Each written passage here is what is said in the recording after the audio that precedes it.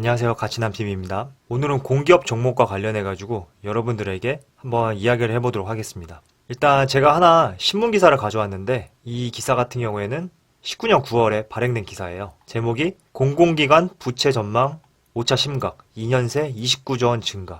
공공기관의 부채가 2년 새 29조 원이 증가했다는 그런 기사 제목이네요. 한번 제가 내용을 천천히 읽어보도록 하겠습니다. 주요 공공기관 부채가 510조에서 539조로 29조나 급증하였다.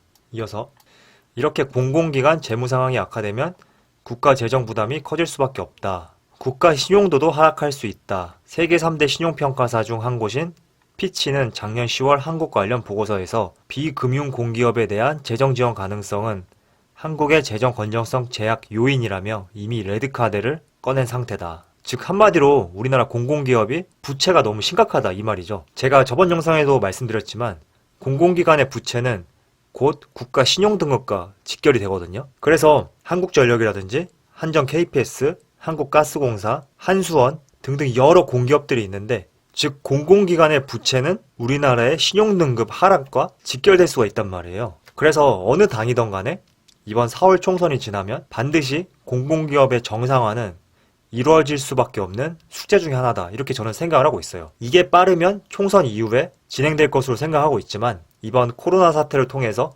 조금 뒤로 연계될 수는 있어요. 하지만 반드시 공공기관의 부채는 우리가 풀어나가야 될 숙제다. 이 점을 여러분들에게 말씀드리고 싶고요. 조금 더 내려서 보면 올해 주요 공공기관 적자 전망치라는 건데 이거는 19년도죠. 사실 공공기관 중에 한국전력이 가장 넘버원 회사잖아요. 넘버원 회사인데 적자도 넘버원을 기록을 했네요. 어떻게 적자가 마이너스 1조가 날 수가 있을까요? 아무튼 제가 말씀드린 대로 이런 공기업 같은 경우에는 반드시 재무 개선이 이루어질 수밖에 없어요. 만약에 이런 기업들이 사기업이다. 이럴 경우에는 좀 얘기가 달라질 수 있지만 공기업 같은 경우에는 곧 국가 부채가 신용등급과 직결되기 때문에 반드시 재무 건전성을 확보를 해야 되고 이게 결국은 시점 문제예요. 올 4월 15일 이후가 될지 장기적으로 더 가서 다음 대선 이후가 될지 이 시점 문제이기 때문에 만약에 여러분들이 35,000원 이하에서 매수하신 분들이라면 한국전력은 신라젠이나 오공, 웰크론 이런 회사들처럼 한번 훅 부는 바람에 의해서 날아가는 회사들이 아니잖아요. 굉장히 사내 유보금도 많고 모든 국민이 쓸 수밖에 없는 어떻게 보면 전기 소비재잖아요. 그래서 너무 겁먹을 필요 없다 이렇게 생각을 하고요. 내가 만약에 35,000원 아래에서 매수를 했다.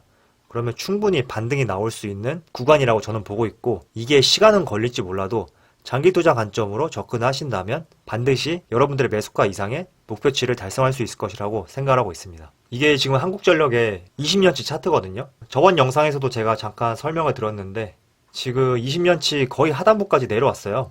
이때 한 번, 두 번, 세 번, 네 번 이렇게 내려왔는데 19,000원까지도 빠질 수 있으니까 이 점은 염두에 두시고 기다린다면 반드시 재무 건전성도 좋아지고 국가 산업을 주도할 수 있는 공기업으로서 면모를 다시 찾을 것이라고 저는 생각을 하고 있습니다. 제가 여러분들에게 그냥 말로만 기다리라고 하는 것이 아니라 과거를 보면 미래를 알 수 있다고 여기 다 나와 있잖아요. 지금 외국인 기관 수매매 거래량을 보게 되면 외국인 같은 경우에는 근 5일 동안 어마어마하게 많은 매도세를 보였어요. 이 덕분에 우리 주가가 역사적 저점인 여기 라인까지 빠졌단 말이죠. 근데 과거를 보면 미래를 알 수 있다고 가장 최근에 바닥을 찍었던 이때는 과연 외국인이 얼마나 매도세를 펼쳤는지 한번 확인을 해보자고요.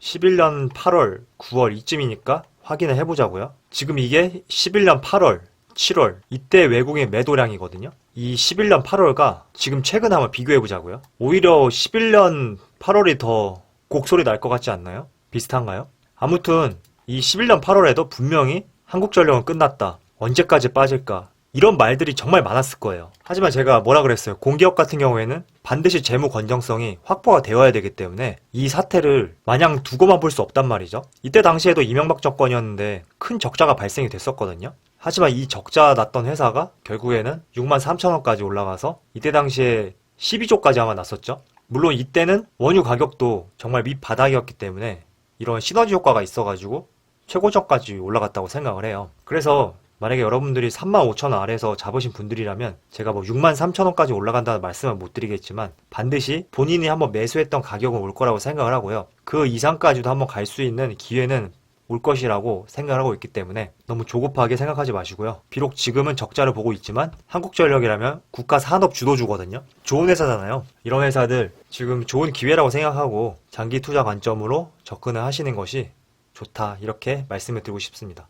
한국전력뿐만 아니라 모든 공기업들이 마찬가지예요. 지금 한국가스공사나 한전 KPS 같은 경우에는 적자를 보고 있지는 않지만 그래도 주가가 굉장히 아래로 내려오고 있거든요. 모든 공기업들이 지금 주가가 하방 경직성을 보이고 있는데 내가 이런 고점에서 산 것이 아니라면 조금 기다리고 진득하게 가져갈 필요가 있다. 저는 이렇게 말씀을 드리고요. 이런 무거운 종목 같은 경우에는 절대 단타하고 스윙 이런 방식으로 접근해서는 안 되는 종목이기 때문에 적금 든다고 생각하시고 2년 내지 3년 그 이상 보유하신다면 웃으면서 매도할 수 있는 그런 시간이 올 것이라고 생각하고 있습니다.